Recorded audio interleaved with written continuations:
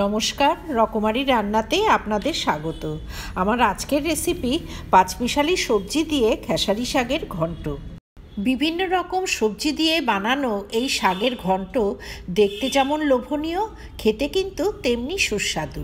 Plain rice অথবা রুটি সব কিছুর সঙ্গেই এই শাকটি খেতে দারুণ লাগবে। এখানে এক বান্ডিল খেসারি শাক নিয়ে নিয়েছি। শাকের কচি ডগা আর নরম পাতাগুলো শুধু নিয়ে নিয়েছি। এবার শাকটাকে পরিষ্কার করে ধুয়ে কুচিয়ে কেটে নেব।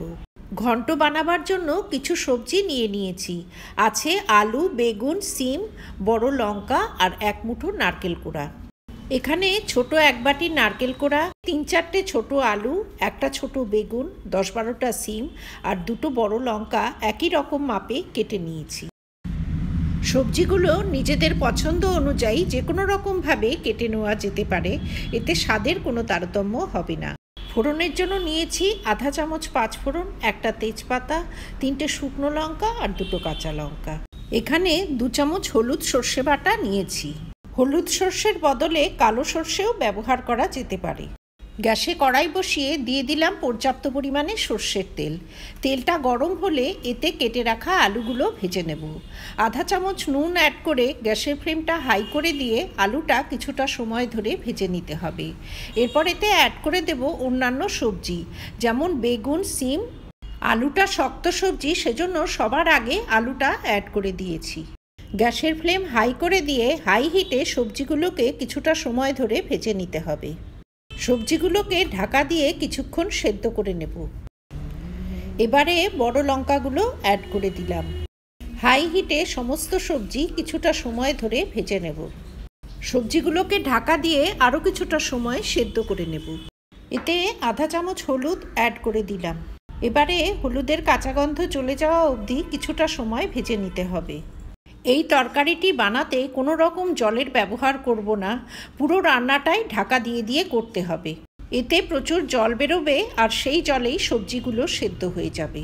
এইভাবে সবজিগুলোকে কিছুক্ষণ সেদ্ধ করে নেবার পর এতে অ্যাড করে দিলাম খানিকটা ফ্রেশ নারকেল কোড়া। নারকেল কোড়াটা ভাজা সবজির মধ্যে ভালোভাবে মিশিয়ে দিলাম। এইভাবে সময় নিয়ে সবজিগুলোকে ভালোভাবে ভেজে নেওয়ার পর সমস্ত সবজি খুব সুন্দর সুসিদ্ধ হয়ে গেছে। এবার এগুলো একটা থালায় তুলে নিলাম। ভাজা সবজিগুলো তুলে নেওয়ার পর কড়াইতে আরও খানিকটা তেল অ্যাড করে দিলাম। তেলটা গরম হলে এতে ফোড়ন দিচ্ছি পাঁচফোড়ন, শুকনো লঙ্কা ও তেজপাতা। গ্যাসের ফ্লেম স্লো করে দিয়ে স্লো হিটে ফোড়নটা 2-1 মিনিট ভেজে নেব। হাই ফ্লেমে ফোড়নটা ভাজতে গেলে পুড়ে যাওয়ার একটা সম্ভাবনা থেকে যাবে। এরপরে এতে কেটে ধুয়ে পরিষ্কার করে রাখা খেসারি শাকটা অ্যাড করে দিলাম। হালকা হাতে শাকটা নেড়েচেড়ে ঢাকা দিয়ে কিছুক্ষণ সেদ্ধ করে নেব। গ্যাসের ফ্লেমটা এ সময় স্লো করে দিতে হবে। ঢাকা দিয়ে কিছুক্ষণ সেদ্ধ করে নিয়ে এতে আধা চামচ নুন অ্যাড করে দিলাম। নুনটা শাকের মধ্যে ভালোভাবে মিশিয়ে দিলাম। শাক থেকে জল বেরিয়ে শাকটা কিন্তু পরিমাণে এখন অনেকটাই কমে এসছে। এ সময় 2 চামচ হলুদ সর্ষে বাটা অ্যাড করে দিলাম। সর্ষে বাটাটা শাকে ভালোভাবে মিশিয়ে দিয়ে ঢাকা দিয়ে স্লো হিটে কিছুক্ষণ সেদ্ধ করে নেব। স্লো হিটে কিছুক্ষণ সেদ্ধ করে নেবার পর শাকের ঢাকনাটা খুলে নিয়েছি। শাকটাতে যে সামান্য জল রয়েছে সেটা এখন আস্তে আস্তে শুকিয়ে নিতে হবে। শাকটা এখন জল শুকিয়ে অনেকটাই ঝরঝরে হয়ে এসছে।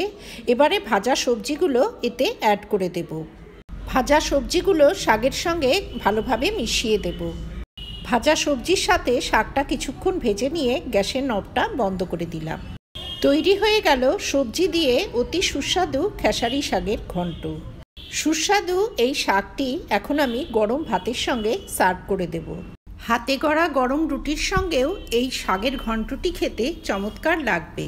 আমার এই রেসিপি যদি ভালো লাগে তবে ভিডিওটিতে লাইক করবেন, শেয়ার করবেন। ভবিষ্যতে আরও রেসিপির জন্য আমার চ্যানেলটি সাবস্ক্রাইব করার অনুরোধ রইল।